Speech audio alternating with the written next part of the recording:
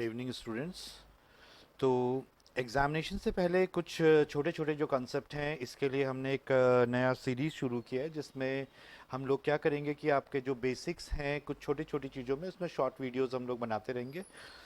Generally ये देखा गया है कि कभी कभी जो बच्चे होते हैं वो छोटी छोटी चीज़ों में कंफ्यूज हो जाते हैं, कुछ छोटे छोटे सेगमेंट में कंफ्यूज हो जाते हैं।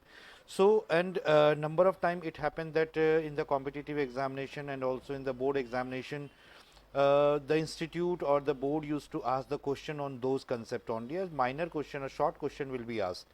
छोटे छोटे क्वेश्चन होंगे वहाँ पर, और बच्चे उसमें जनरली थोड़ा सा कंफ्यूज हो जाते हैं। तो यहाँ पर आज हम लोग जो एक शॉर्ट वीडियो बनाने जा रहे हैं, वो वीडियो केवल दो कंसेप्ट को लेके है। इन दो कंसेप्ट में क्या होता है, जनरली ये देखा जाता है कि बच्चों को लगता है कि उनको आता है, लेकिन जब उसकी जर्नल एंट्री पे हम लोग आते हैं तो बच्चे उसकी जर्नल एंट्री में थोड़ा सा कंफ्यूज हो जाते हैं। ठीक है, तो इसीलिए आज हमने ये एक शॉर्ट वीडियो बनाया जिसमें सिर्फ हम लोग दो कंसेप्ट पढ़ेंगे। ये दो कंसेप्ट, आप इन दो कंसेप्ट से आप देखेंगे कि क्वेश्चन पक्का आ ही रहा होगा, चाहे वो 2 नंबर का होगा, 4 का होगा, 6 का होगा, लेकिन आएगा ज़रूर, आएगा ज़रूर। ये बात कंफर्म्ड है कि वो आएगा ज़रूर। ठीक है, तो जो दो कंसेप्ट आज हम लोग डिस्कस करने जा रहे हैं उसमें है, एक तो है उसमें वर्कमैन कंपनसेशन फंड या वर्कमैन कंपनसेशन रिजर्व हम लोग बोलते हैं। ठीक है, एक ये वाला है। ये एडमिशन ऑफ ए पार्टनर हो, रिटायरमेंट ऑफ पार्टनर हो, दोनों में उसका ट्रीटमेंट एक जैसा ही रहेगा। ठीक है, तो पहले हम सबसे पहले वर्कमैन कंपनसेशन फंड को डिफाइन कर लेते हैं कि वर्कमैन कंपनसेशन रिजर्व क्या होता है।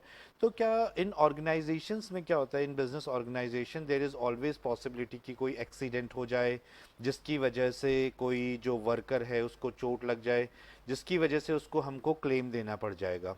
तो ऑर्गेनाइजेशन उसके लिए क्या करती है कि ऑर्गेनाइजेशन उसके लिए एक रिजर्व बना लेगी या एक फंड एक बना लेगी वहाँ पर। उससे क्या होगा कि जब भी अगर इस टाइप का कोई चीज़ हो जाता है, इस टाइप का अगर कोई चीज़ होता है, तो जो क्लेम आता है वो क्लेम हम उसमें से दे देंगे। ठीक है, तो अगर यहाँ पर अलग अलग सरकमस्टांसेस, अलग अलग सिचुएशंस हम लोग डिस्कस कर लेंगे कि अगर ऐसा होता है तो क्या होता है, उसका अकाउंटिंग जर्नल एंट्री के साथ में करेंगे। क्योंकि ये पता रहता है, एग्जामिनर को ये वाली बात पता रहती है कि एग्जामिनर को ये वाली बात पता रहती है कि बच्चों को इसका ट्रीटमेंट आता है।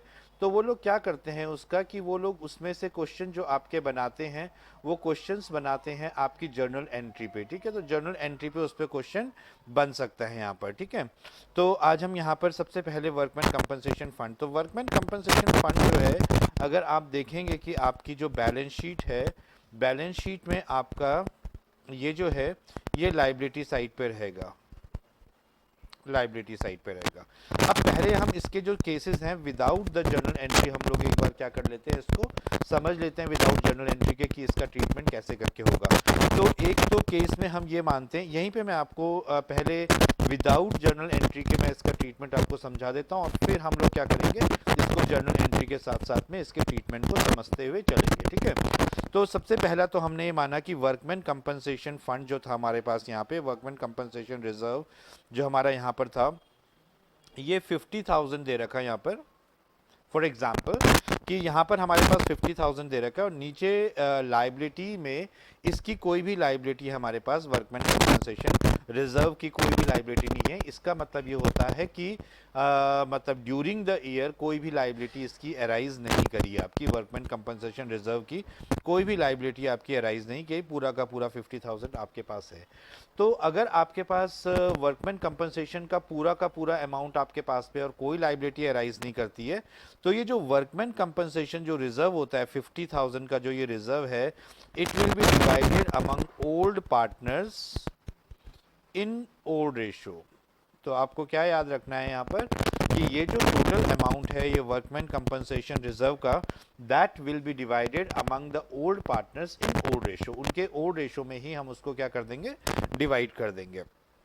तो सिंपल ट्रीटमेंट है, अगर हम इसे डिवाइड करेंगे तो जर्नल एंट्री भी मैं आपको बता दूंगा। ठीक है, ये एडमिशन रिटायरमेंट के टाइम पे इसकी ज़रूरत इसलिए पड़ती है क्योंकि जब भी नया पार्टनर आता है या कोई पार्टनर छोड़ के जाता है, तो वो जो उसका शेयर है इस वर्कमैन कंपनसेशन रिजर्व में, जो उसका शेयर है, वो अपने शेयर को क्लेम करेगा कि भाई ये मेरा शेयर है, इतना शेयर तो मेरे को चाहिए चाहिए। तो उसको वो क्लेम करते हुए जाएगा। तो अगर हम केस 2 पे हम लोग यहाँ पर अब ये केस 1 मान लेते हैं, हम लोग केस 1 मान लेते हैं, फिर हम करते हैं केस 2।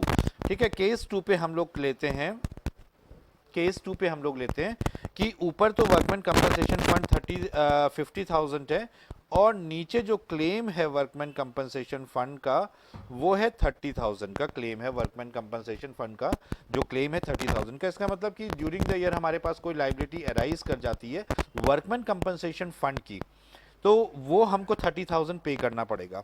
तो अब क्या होगा इस केस में, इस केस में क्या होगा कि ये जो इसका डिफरेंस है, इसका डिफरेंस कितना है 20,000, ये तो बढ़ जाएगा ओल्ड पार्टनर्स ओल्ड रेशो में। ठीक है, इतना अमाउंट जो है वो ओल्ड पार्टनर्स ओल्ड रेशो में बढ़ जाएगा।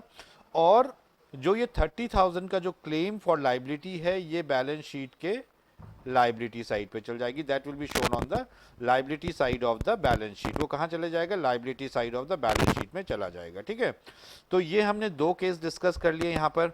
दो केस में हमने क्या डिस्कस किया यहाँ पर कि एक तो उसकी लाइबिलिटी कोई केस नहीं है और दूसरे वाले में कि अगर उसकी लाइबिलिटी अराइज कर जाती है। ठीक है, अब हम करते हैं यहाँ पर नेक्स्ट केस करते हैं। नेक्स्ट केस में क्या है कि अगर हमारे पास जो क्लेम है वो है 50,000 का और हम यहाँ पर एक लाइबिलिटी मान लेते हैं कि हमारी लाइबिलिटी आ जाती है 70,000 की। मतलब कि हमने जो रिजर्व बनाया था वो रिजर्व तो हमारा था कितने का, वो रिजर्व हमारा था 50,000 का और जो हमारी लाइबिलिटी अराइज करी वो 70,000 की हो गई। तो हमारा क्या हो गया यहाँ पर, इंक्रीज इन लाइबिलिटी होगा हमारा। ठीक है, तो इंक्रीज इन लाइबिलिटी अगर हमारा हुआ है तो हमें क्या करना पड़ेगा कि ये लाइबिलिटी को हमें रिवैल्यूएशन अकाउंट के डेबिट साइड पे 20,000 से दिखाना पड़ेगा। इसे हम दिखाएंगे claim for workman compensation liability, claim करके उसे वर्कमैन कंपनसेशन के उसमें दिखा देंगे।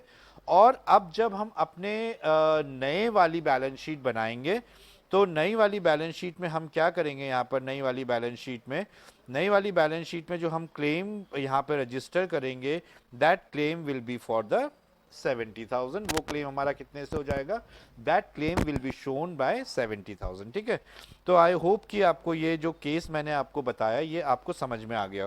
चलो ये तो खैर समझ में आ जाएगा आपको, मुश्किल भी नहीं है और इसे हमने सिंपल वे में कर लेंगे। ठीक है, लेकिन जो एग्जामिनर होता है, एग्जामिनर को भी ये बात पता होती है कि आपको ये ट्रीटमेंट आता है, ये बात उनको पता होती है।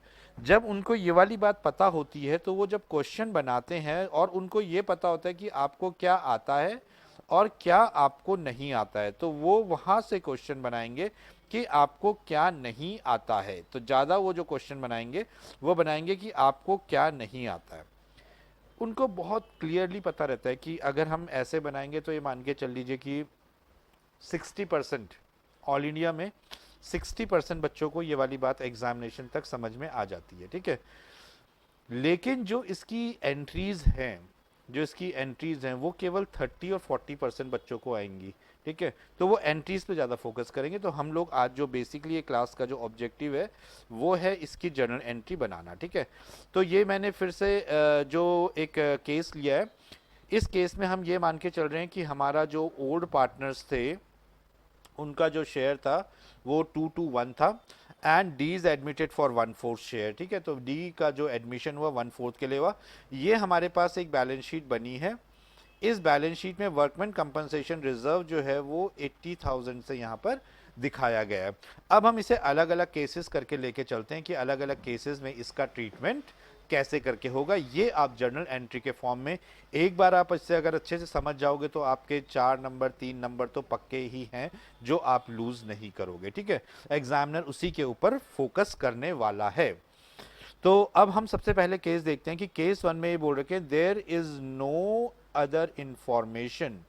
There is no other information का मतलब क्या है कि आपके पास कोई भी क्लेम के बारे में कोई इंफॉर्मेशन नहीं दे रखी है वहां पर। ठीक है, तो अगर क्लेम के बारे में वहां पर कोई भी इंफॉर्मेशन नहीं दे रखी तो जो मैंने अभी आपको ट्रीटमेंट में बताया था, ट्रीटमेंट में मैं क्या बताया था भाई, ट्रीटमेंट में मैंने बताया था कि इस पर्टिकुलर केस में आप क्या करोगे कि जो हमारा वो है जो टोटल रिजर्व का अमाउंट है उस रिजर्व के अमाउंट को आप क्या करोगे, ओल्ड पार्टनर्स में ओल्ड रेशो में बांट दोगे। ठीक है, तो ये आपका केस है। ठीक है, तो इस पर्टिकुलर सिचुएशन में हम क्या करेंगे, क्योंकि कोई क्लेम नहीं है, तो हमारी जर्नल एंट्री जो बनेगी वो बनेगी workman compensation reserve to A to B to C, and this amount will be divided in the old ratio among the old partners. ठीक है, ये मैंने अभी आपको ट्रीटमेंट में बता दिया था, among the old partners it will be distributed in the old ratio. Old partners के ओल्ड रेशियो में ये अमाउंट हमारा क्या हो जाएगा, बढ़ जाएगा। ठीक है, दूसरा जो हमारे पास केस यहाँ पर आता है,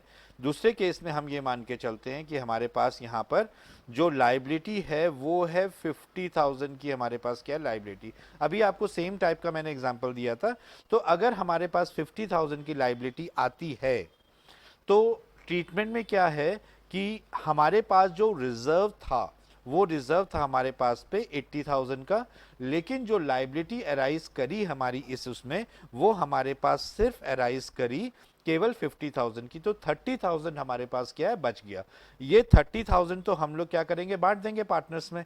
पार्टनर्स में बांट देने का मतलब क्या है कि ओल्ड पार्टनर्स में ओल्ड रेशो में बांट देंगे, क्योंकि ये हमारे पास एक रिजर्व एक्स्ट्रा जो मनी है बचा, रिजर्व का पार्ट बचा है, वो ओल्ड पार्टनर्स में ओल्ड रेशो में बांट देंगे। ठीक है, तो इसकी हमारी एंट्री तो वैसे ही होगी, workman compensation reserve to A to B to C, old ratio में बांट देंगे ये amount, old partners old ratio. ठीक है, ओल्ड रेशो यहाँ पे हमने एक साथ एंट्री कर दी है, लेकिन जरूरी नहीं है कि आप एक साथ एंट्री करो, आप इसको अलग अलग करके भी एंट्री कर सकते थे। ठीक है, अब लेकिन जो क्लेम हमारे पास है, जितने का हमारे पास क्लेम आया, जो हमारे पास क्लेम आया 50,000 का, उसकी हमें एक सेपरेट एंट्री करनी पड़ेगी। That will be workman compensation reserve to provision for workman compensation claim के नाम से हम एक एंट्री कर देंगे। दैट मीन्स हम रिजर्व का जो अमाउंट है वो हम कहाँ पे ट्रांसफर कर रहे हैं, provision for workman compensation claim करके दिखा रहे हैं, and that will be shown in the balance sheet liability side. That will be shown on the liability side of the balance sheet. To recollect the things, क्या था हमारे पास पे कि reserve जो था 80,000 का था, जो हमारे पास लाइबिलिटी आई वो हमारे पास आई कितने की आई, वो हमारे पास आई 50,000 की।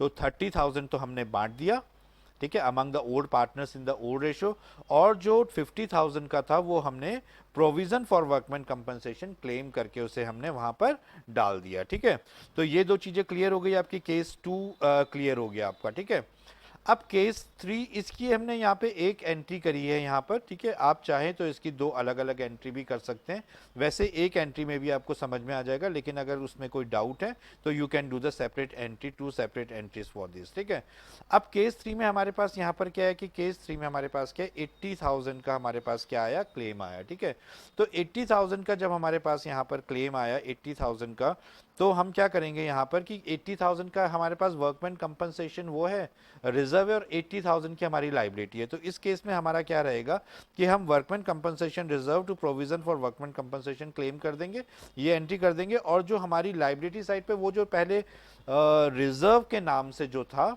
अब वो रिजर्व के नाम से ना रह के अब वो हमारे पास किस नाम से हो जाएगा, provision for workman compensation claim के नाम से हो जाएगा। वैसे कोई अफेक्ट नहीं पड़ने वाला, बैलेंस शीट वैसे बैलेंस शीट के अलावा कहीं नहीं जाएगा, ना तो ये रिवैल्यूएशन में आएगा, ना पार्टनर्स कैपिटल अकाउंट में आएगा, बस बैलेंस शीट का बैलेंस शीट में रहेगा। बस डिफरेंस ये हो जाएगा कि पहले ये वर्कमैन कंपनसेशन रिजर्व के नाम से बैलेंस शीट में था, जब इसके नाम के आगे रिजर्व रखा था तो ये पार्टनर्स के लिए था, अब इसके नाम से रिजर्व हटा दिया गया है तो ये provision for workman compensation claim के नाम से बन गया है, और जब ये वर्कमैन कंपनसेशन क्लेम के नाम से बन गया है तो ये अब लाइबिलिटी बन गई है, एक्सटर्नल लाइबिलिटी बन गई है। ठीक है, अब हम आते हैं केस 3 में। केस 3 में हम लोग देखेंगे यहाँ पर केस 3 में कि जो हमारा ऊपर का रिजर्व है वो 80,000 का है, और नीचे जो हमारे पास यहाँ पर लाइबिलिटी है वो लाइबिलिटी हमारी 1 लाख की आ गई। मतलब लाइबिलिटी 1 लाख की जब हमारे पास आ गई तो मतलब अब हमें क्या करना पड़ेगा कि हमने जो रिजर्व बना रखा था वो रिजर्व हमारा कितना था, वो रिजर्व हमारा सिर्फ था कितना, 80,000 का, और रिजर्व के बाद जब हमने हमारी एक्चुअल लाइबिलिटी अराइज करी तो वो कितने की कर गई, 1 लाख की कर गई। तो 20,000 हमें इंक्रीज इन लाइबिलिटी दिखाना पड़ेगा। अब जब हमें इंक्रीज इन लाइबिलिटी इसको दिखाना पड़ेगा तो हमें इसे कहाँ दिखाना पड़ेगा, हमको इसको दिखाना पड़ेगा अपने रिवैल्यूएशन अकाउंट में। तो अगर रिवैल्यूएशन अकाउंट आपको याद है, याद होगा आपको, तो रिवैल्यूएशन अकाउंट के increase in liability that means debit side पे हम लोग क्या करेंगे, रिवैल्यूएशन अकाउंट के डेबिट साइड में हम लोग इतने अमाउंट से इसको डेबिट कर देंगे, 20,000 से इसको डेबिट कर देंगे। वर्कमैन कंपनसेशन रिजर्व को हमें खत्म करना पड़ेगा तो उसे पूरे अमाउंट से 80,000 से वो करेंगे। और provision for workman compensation claim जो है वो हम 1 लाख से हम लोग उसे क्या करेंगे, 1 लाख से उसको हम लोग क्या करेंगे, बना देंगे लाइबिलिटी को, ठीक है। अब इसमें जो नेक्स्ट एंट्री जो हमारी यहाँ पे दिखाई गई है वो रिवैल्यूएशन के लॉस के लिए दिखाई गई है। तो वो लाइब्रेरी वो अगर हमने 20,000 को रिवैल्यूएशन के डेबिट साइड में दिखा दिया है तो 20,000 के डेबिट साइड पे करने के लिए वजह से हमें क्या हो गया, लॉस हो गया। ये जो हमारा लॉस हुआ है, ये जो हमारा लॉस हुआ है, इस लॉस को तो खैर आपको पता ही है, this loss will be distributed among the old partners in the old ratio, that will be divided among the old partners in the old ratio में इसे हम क्या कर देंगे, डिस्ट्रीब्यूट कर देंगे, ठीक है। तो ये हमने क्या किया यहाँ पे, आज एक छोटा सा कंसेप्ट को हमने लिया। इस कंसेप्ट में हमने सिर्फ वर्कमैन कंपनसेशन रिजर्व को ही समझा अच्छे से, ठीक है। तो यहाँ पे अभी हम लोग एक एग्जामिनेशन से पहले एक सीरीज स्टार्ट कर रहे हैं जिसमें छोटे छोटे प्रोविजन, ज़्यादा बड़े बड़े वीडियो नहीं बना रहे हैं, 1 घंटे के वीडियो नहीं बना रहे हैं, 45 मिनट के वीडियो नहीं बना रहे हैं। We are just making video for 10-15 minute, ताकि आप कभी भी, जब भी, whenever you are having the time, you are having 2 minute, you are having 5 minute, what you can do, you can just go through that. आप उसको क्या कर सकते हैं, एक बार देख सकते हैं कि ये कैसे करके हो रहा है और किस तरीके से हमें इसे करना है, ठीक है। तो ये छोटे छोटे वीडियो हम लोग बनाते रहेंगे। तो आज के वीडियो में सिर्फ हम केवल वर्कमैन कंपनसेशन रिजर्व करेंगे, इसके सिवा और ज़्यादा दूसरा नहीं करेंगे। मोस्ट प्रोबेबल कल फिर एक छोटा वीडियो और बनाएंगे जिसमें हम लोग सिर्फ इन्वेस्टमेंट फ्लक्चुएशन फंड करेंगे। तो आप लोग ज्वाइन करिए, सब्सक्राइब करिए, ताकि आपको जो लेटेस्ट हमारे वीडियो आते रहेंगे, छोटे छोटे एडजस्टमेंट के वीडियो आते रहेंगे, वो सब आपको टाइमली मिल जाए। तो please share and subscribe. Thank you very much all of you.